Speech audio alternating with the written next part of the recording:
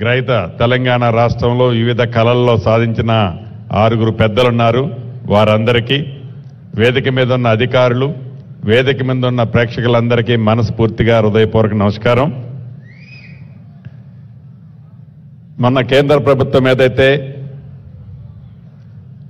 పద్మ విభూషణ్ పెద్దలిద్దరికీ మన ప్రాంతం నుంచి తెలుగు వారికి వెంకయ్యనాయుడు గారికి, మెగాస్టార్ చిరంజీవి గారికి ఇచ్చారో, వ్యక్తిగతంగా నా తరపున, రాష్ట్ర ప్రభుత్వ తరపున వారికి అభినందనలు, కృతజ్ఞతలు తెలియజేసుకుంటున్నాను.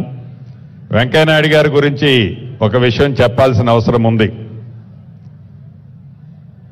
16వ పార్లమెంటు సమావేశాల్లో వెంకయ్యనాయుడు గారు ఆనాడు కేంద్ర మంత్రివర్యులుగా ఉన్నారు. నేను సభ్యుడిగా ఎంపీగా ఉన్నాను. ఈ పార్లమెంటు సమావేశాలు జరిగేటప్పుడు జనం అంటే సభ్యులమైన మేము అనేక కారణాల చేత ఆ సమావేశాల్లో, ఆ హాల్లో ఎవరికి తోచింది వారు మాట్లాడుతుంటాం.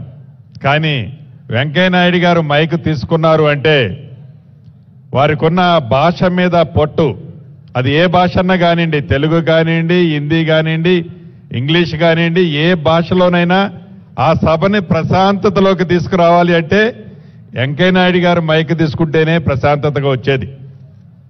అంత పెద్ద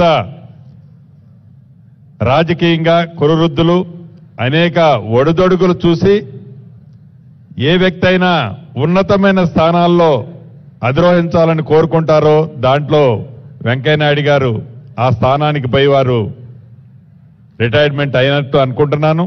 మనస్ఫూర్తిగా భగవంతుడు వారికి నిండా నూరేళ్లు ఉండే విధంగా భగవంతుడు దీవించాలని కోరుకుంటూ, అదే రకంగా చిరంజీవి గారు, నేను చిరంజీవి గారి ఫ్యాన్ని.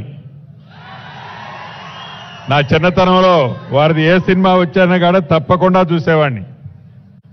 చాలా అద్భుతంగా వారు సినిమా రంగంలోనే కాకుండా రాజకీయ రంగ ప్రవేశం చేసి కూడా వారు కూడా ఒక మైల్ స్టోన్ టచ్ చేశారు. అదే రకంగా సంఘానికి కావాల్సిన మంచి అంటే బ్లడ్ బ్యాంక్ లాంటి అనేక మంచి కార్యక్రమాలు చేపట్టి ప్రజలకి కూడా వారు ఎంతో ఉపయోగపడ్డారు. మనస్ఫూర్తిగా వారిని కూడా భగవంతుడు చల్లగా నిండా నూరేళ్లు ఉండే విధంగా దీవించాలని, పద్మశ్రీ గ్రహీతలు ఎవరైతే ఉన్నారో కళాకారులు, కవులు, వారిని కూడా ఆ భగవంతుడు మనస్ఫూర్తిగా చల్లగా నిండా నూరేళ్లు ఉండే విధంగా చూడాలని నా పక్షాన, ఈ రాష్ట్ర ప్రభుత్వ పక్షాన మనస్ఫూర్తిగా కోరుకుంటూ సెలవు తీసుకుంటున్నాను. Thank you. Thank you sir.